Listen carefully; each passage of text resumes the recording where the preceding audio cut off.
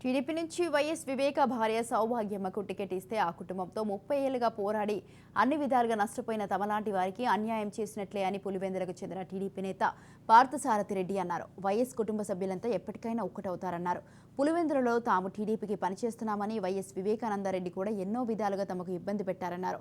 టీడీపీకి కడప ఎంపీగా పోటీ చేయడానికి అభ్యర్థి దొరకపోతే తాను పోటీ చేయడానికి సిద్ధంగా ఉన్నానని అన్నారు. కానీ ఎట్టి పరిస్థితుల్లో వివేక భార్యకు టీడీపీ నుంచి సీట్ ఇవ్వొద్దని ఆయన చంద్రబాబును కోరారు.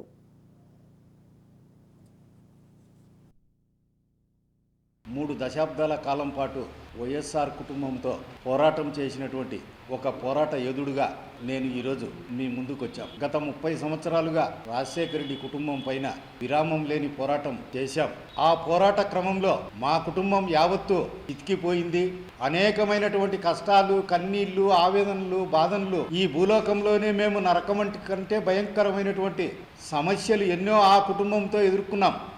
ఈరోజు వైఎస్ సౌభాగ్యమ్మ గారు తెలుగుదేశం పార్టీ తరఫున కడప పార్లమెంటుకు అభ్యర్థిగా నిలబడతాదని అనేక రకాలైనటువంటి పుకార్లు షికారులు చేస్తున్నాయి. ఇటువంటి పరిస్థితుల్లో మా కర్తవ్యం ఏమిటి, మా గమ్యం ఏమిటి అన్నటువంటి విషయం మీ ద్వారా మా తండ్రి వంటి వాడైనటువంటి చంద్రబాబు నాయుడు గారికి, మా పార్టీ జాతీయ అధ్యక్షుల వారికి తెలియజేసేందుకు ఈ మీడియా మిత్రులందరినీ నేను ఆశ్రయించు మీ ద్వారా ఈ విషయాన్ని తెలియజేసుకోవాలని అనుకుంటున్నాను. ఎందుకంటే